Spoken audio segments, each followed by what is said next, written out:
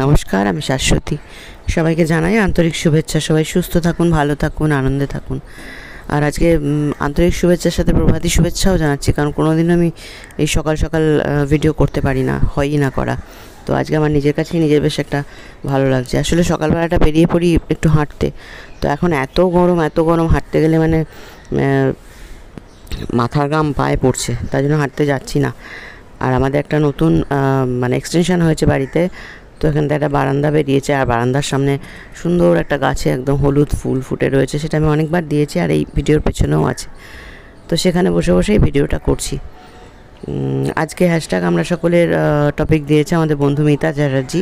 আমি মিতা চ্যাটার্জি অনেকগুলো টপিকই করেছি, হয়তো উনি দেখেননি, কিন্তু আমি করেছি। আসলে এমন সময় আমি করি যখন মানুষের আর চোখে পড়ে না, এত রাত হয়ে যায়, তখন পরের দিনেরটা চলে আসে কমিউনিটিতে, তার ফলে ওইটা আর চোখে পড়ে না, কিন্তু আমার প্রত্যেক দিনই ভীষণ রাত হয়ে যায়। তো আজকে যেহেতু বেরোয়নি, তাই সকালবেলা সেই সময়টা এই কাজটাতে লাগাচ্ছি। ভাবলাম যে ভিডিওটা করে ফেলি।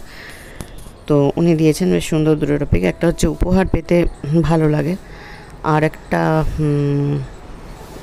কি যেন দেখলাম, স্মৃতি সবসময় জন্ম আছে, মৃত্যু নেই।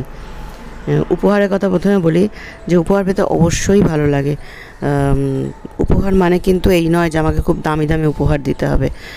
আমি তো ভীষণ পছন্দ করি, আমি জানি না কার কী পছন্দ হয়, বিভিন্ন অন্যরকম মতও আমি দেখেছি, দেখবো না তা নয়, দেখিনি তা নয়, দেখেছি যে উপহার মানে তার দামের বিচার করে, কত দাম, আগেই দেখে ট্যাগটা আছে কিনা, কত দাম। সেটা আমার যেটা মতামত আমি বলছি, যে আমার মনে হয় যে উপহার দেওয়া মানে সে আমার জন্য, যে এনেছে সে আমার জন্য আমাকে মনে করে এনেছে। অর্থাৎ কোথাও যদি গেছে, সেখানে গিয়ে আমাকে মনে করেছে, বা আমার জন্মদিন, বা আমার কী বলবো, মানে কোনো কিছু একটা আমার ভালো হয়েছে, সেটার জন্য আমাকে হয়তো উপহার দিচ্ছে। অর্থাৎ আমাকে সে মনে করেছে, তার জন্য সে নিয়ে এসছে আমার জন্য। এই মনে করাটাই আমার কাছে অনেক বেশি, মানে অনেক প্রাপ্তি। সেটা চাই উপহার হোক না, 2 টাকা, 4 টাকা, 5 টাকা, 10 টাকা, যে জিনিসই হোক, কিন্তু কেউ আমাকে মনে করে আমার জন্য নিয়ে এসেছে একটা জিনিস, এটা কিন্তু আমার কাছে একটা বড় প্রাপ্তি।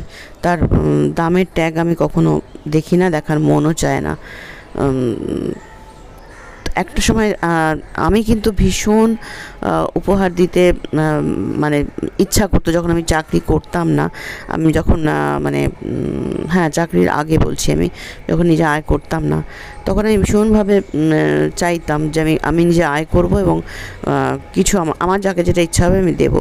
তো সেটা আমি করেওছি। আমি চাকরি পাওয়ার পরে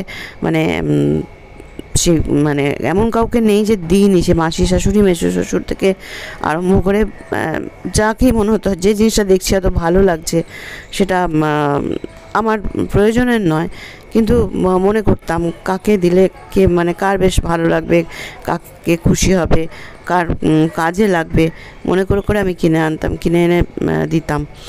এখন অবশ্য অতটা হয় না, হয়ে ওঠে না, কিন্তু তাও মানে ভালো লাগে আমার উপহার দিতে। আর এখন একটা জিনিস কী হয়েছে, এখন দোকান বাজারে খুব কম বেরোই, আর আমি অনলাইনটা একদম পারি না মানে আমি করি না, হাত দিই না। কারণ যদি কোথাও বাই চান্স কিছু হয়ে যায়, এই জন্য আমি হাতটাই লাগাই না। কারণ যখন ম্যানুয়াল ছিলাম, তাহলে ম্যানুয়ালই থাকি না কেন, কিন্তু ওই মানে যেহেতু খুব একটা আমি বেরোই না, যতটুকু বেরোই হয়তো গাড়ি নিয়ে বেরোলাম, মায়ের মন্দিরে গেলাম, চলে এলাম, এরকম মানে খুব কম বেরোনো হয়। তার ফলে দোকানপাট বেশ ঘুরবো, জিনিস দেখবো, এটা হয়ে ওঠে না। এই জন্য কিন্তু এই উপহার দেওয়ার ব্যাপারটা অনেকটা আমার বন্ধ হয়ে গেছে, কমে গেছে, কিন্তু আগে প্রচণ্ডভাবে দিত। পথের মাঝে চলতে চলতে যখন এই দৃশ্য দেখি, তখন মনে হয় যে মানুষ কত কষ্ট করে আছে না জীবনে। যাই হোক, পরবর্তী যেটা হচ্ছে স্মৃতির জন্ম আছে, মৃত্যু নেই, এটা ঠিক কথাই।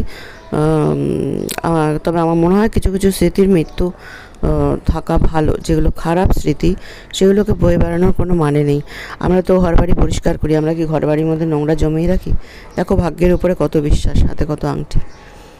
তো সেটাই বলছিলাম যে আমরা কি ঘরবাড়ি নোংরা করে রাখি না তো। তাহলে মনটা তো আমাদের সবথেকে মানে বড় মন্দির, সেই মন্দিরেই তো আমাদের ঈশ্বর বাস করেন।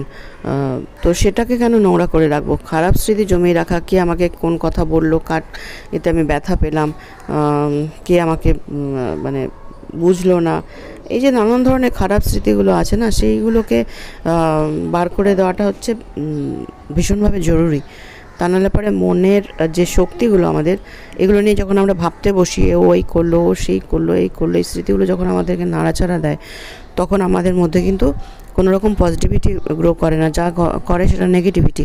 আর নেগেটিভিটি আমাদের মনের শক্তিকে কমিয়ে দেয়।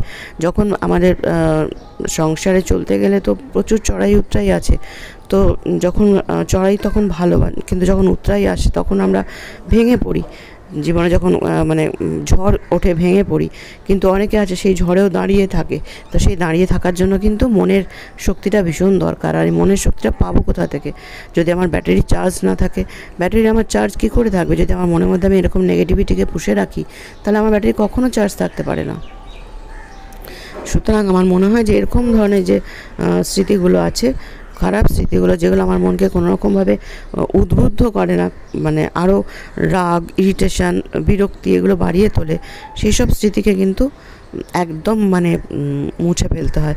মুছে ফেলা মানে এই নয় যে আমি কার্পেটের তলায় ঢুকিয়ে রাখলাম, মাঝে মাঝে কার্পেটটা তুললেই দেখতে পাই, তা নয়। একদম একদম দূর হাঁটাও। সেই ভালো স্মৃতিকে নিয়ে নাড়াচাড়া করলে কিন্তু মনের শক্তি অনেক বাড়ে।